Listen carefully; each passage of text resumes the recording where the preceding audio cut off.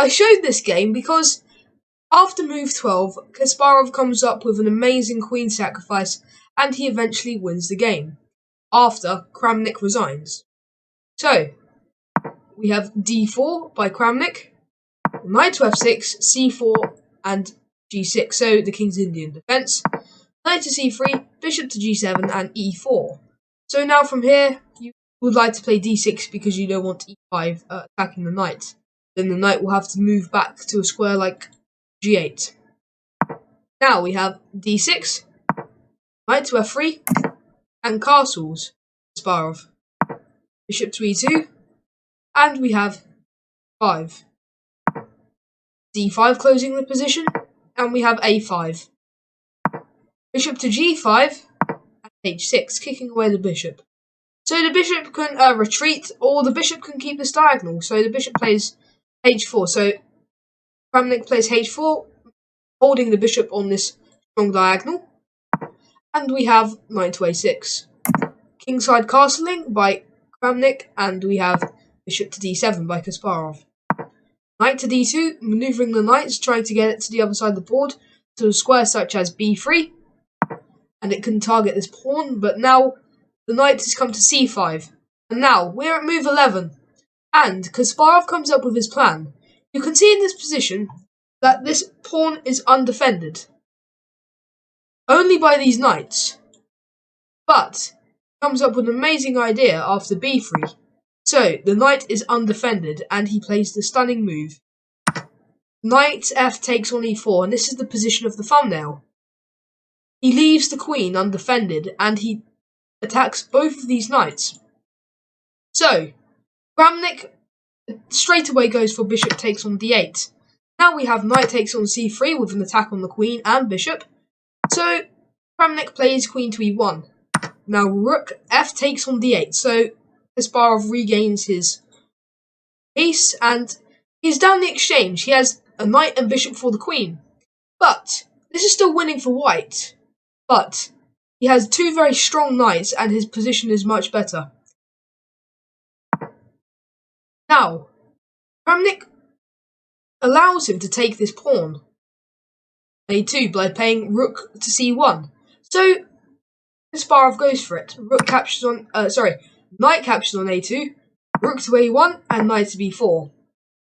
Bishop to d1, defending the pawn on b3, so this knight does not gain a nice square, attacking the rook with tempo. Now we have e4, pushing forwards.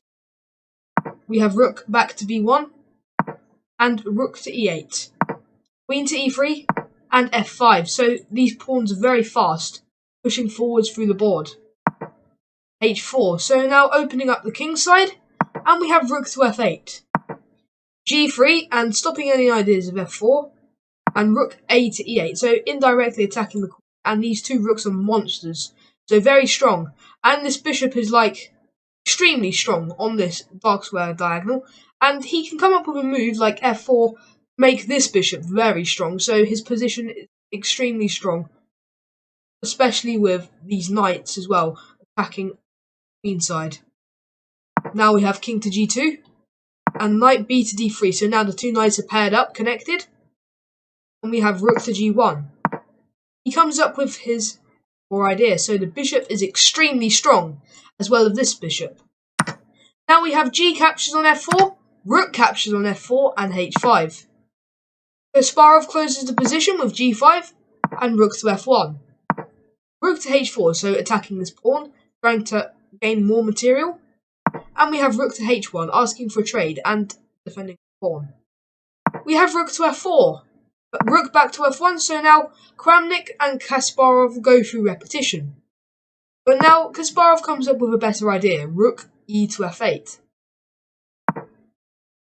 f3, and we have rook to h4.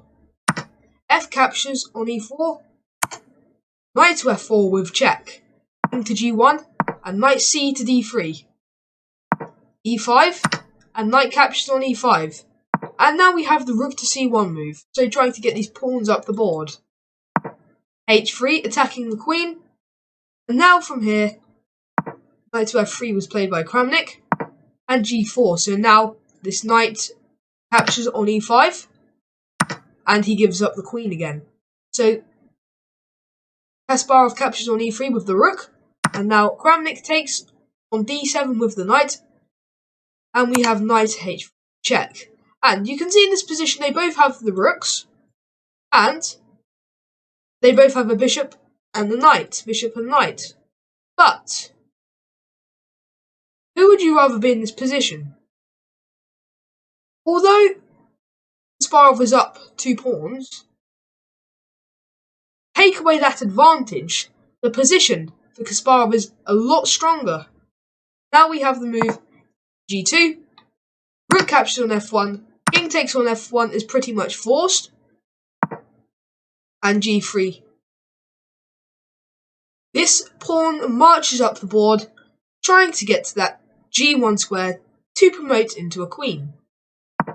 Have king to g2, knight to f4 with check, and it was in this position on move 39 that Vladimir Kramnik resigned the game. Because whatever you play, if you play a move such as king to h1, well, it's checkmate in 1. With the move rook to e1, that's a checkmate. What happens if you play